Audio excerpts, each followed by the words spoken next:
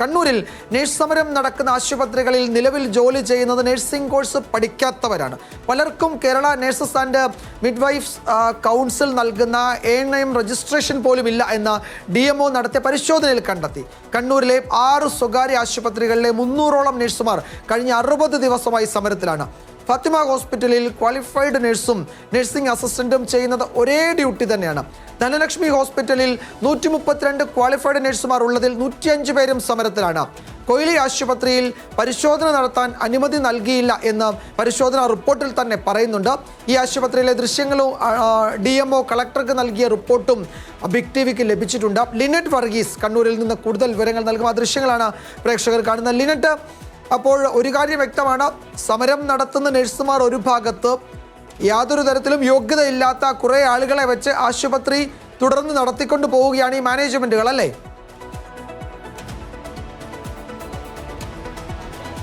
തീർച്ചയായും വിജയൻ, അത് തന്നെയാണ് നടക്കുന്നത്. കാരണം ആരോഗ്യരംഗത്തെ തന്നെ നോക്കുമ്പോൾ നമുക്കൊരു വ്യാജ ഡോക്ടർ ഇറങ്ങുകയാണ്, അതിൽ കൃത്യമായി ചോദ്യം ചെയ്യുന്ന ഉദ്യോഗസ്ഥർ എന്തുകൊണ്ട് ഇക്കാര്യം ചോദ്യം ചെയ്യുന്നില്ല എന്നുള്ള കാര്യം തന്നെയാണ് നമുക്ക് ചോദിക്കാനുള്ളത്.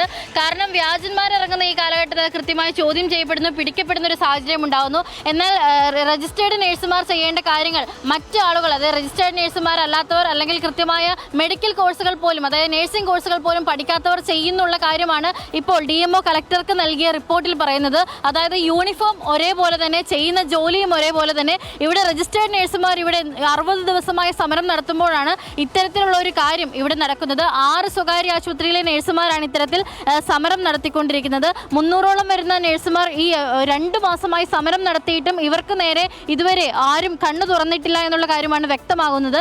ഇപ്പോൾ DMOയ്ക്ക് സമർപ്പിച്ച, അതായത് DMO കളക്ടർക്ക്, ജില്ലാ കളക്ടർക്ക് നൽകിയ റിപ്പോർട്ടാണ് ഇപ്പോൾ ബിഗ് TVയിലൂടെ പുറത്തു വന്നിരിക്കുന്നത്. അതായത് 300ഓളം വരുന്ന നഴ്സുമാർ ഇവിടെ സമരം നടത്തുമ്പോഴും അവിടെ ഇപ്പോഴും ആശുപത്രി പ്രവർത്തിക്കുന്നുണ്ട്. അത് കൃത്യമായ ക്വാളിഫൈഡ് അല്ലാത്ത നഴ്സുമാരാണ് അവിടെ പണിയെടുക്കുന്നത്. അതായത് കൃത്യമായി ഇവർ തന്നെ പറയുന്നു, ഞങ്ങൾ ചെയ്യേണ്ട ജോലികൾ ഞങ്ങൾ തന്നെ ചെയ്യേണ്ട, വ്യാജ ഡോക്ടർമാർ ഇറങ്ങുന്ന സാഹചര്യത്തിൽ അത് കൃത്യമായി ചോദ്യം ചെയ്യപ്പെടുന്നു. എന്നാൽ കൃത്യമായ നഴ്സിംഗ് അസിസ്റ്റന്റ് ജോലി പോലും, അതായത് അതുപോലും പഠനം പോലും പൂർത്തിയാകാത്ത ആളുകൾ അല്ലെങ്കിൽ ആ ഒരു നഴ്സിംഗ് സ്റ്റുഡൻറ്റുകൾ ആണ് ഇത്തരത്തിൽ കൃത്യമായ പഠനം പോലും ഇല്ലാതെ അവിടെ രോഗികളെ പരിചരിക്കുന്നത്. ആരോഗ്യ രംഗത്തിനെ വലിയ രീതിയിൽ പ്രതിസന്ധിയിലാക്കി ഈ സമരത്തെ കൃത്യമായി ഗൗനിക്കുന്നില്ല. എന്നാൽ അതിലൂടെ തന്നെ മറ്റാളുകളെ വെച്ചുകൊണ്ട് ഈ ആശുപത്രി നടത്തിപ്പ് മുന്നോട്ട് പോകുന്നു എന്നുള്ള കാര്യമാണ് വ്യക്തമാവുന്നത്. നഴ്സുമാർ ഇപ്പോൾ സമരം ചെയ്തുകൊണ്ടിരിക്കുകയാണ്. ഇപ്പോൾ 60 ദിവസം പിന്നിട്ട് കഴിഞ്ഞു. ഇപ്പോൾ ബക്കറ്റൊക്കെ പിടിച്ചാണ് പണം പിരിച്ചുകൊണ്ടിരിക്കുന്ന ഒരു സാഹചര്യത്തിലേക്ക് മാറിയോ നഴ്സുമാർ? അതെ, ഒന്നുമില്ല, പൈസ കൈമിൽ. ഇപ്പോൾ EMI അടക്കാനും മറ്റൊക്കെ ബാക്കിയുള്ള കാര്യങ്ങളൊന്നും നടക്കുന്നില്ല. ഇപ്പോൾ സ്കൂൾ തുറന്ന് കുട്ടികൾക്കൊന്നും വാങ്ങിച്ചു കൊടുക്കാനോ അതിനൊന്നും പറ്റിയിട്ടില്ല. അങ്ങനെ ഒരുപാട് കഷ്ടത്തിലേക്കാണ് നഴ്സുമാരുടെ ഇത് മാറുന്നത്. നിങ്ങളൊക്കെ ഇവിടെ സമരം ചെയ്യുമ്പോൾ ആശുപത്രികളിൽ മറ്റാളുകൾ പണിയെടുക്കുന്നു എന്നുള്ള കാര്യമാണ് വ്യക്തമാകുന്നത്.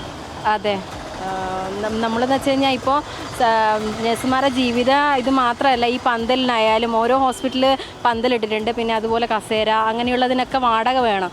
ഇപ്പോൾ ഒരു ദിവസം തന്നെ 1000 രൂപ ഈടാക്കുന്നുണ്ട്. അപ്പോൾ അതൊന്നും കൊടുക്കാൻ പറ്റാത്തൊരവസ്ഥയിലാണുള്ളത്.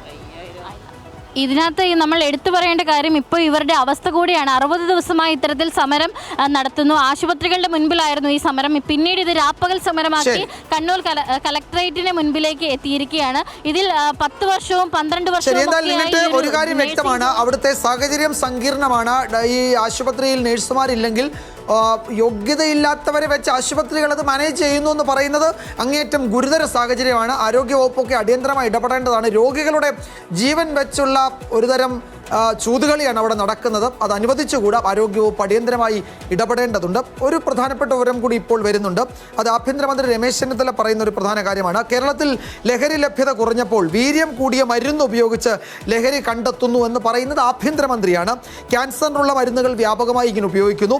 മെഡിക്കൽ ഷോപ്പുകളിൽ പ്രത്യേക പരിശോധന ഉണ്ടാകുമെന്ന് ആഭ്യന്തരമന്ത്രിയുടെ മുന്നറിയിപ്പുണ്ട്.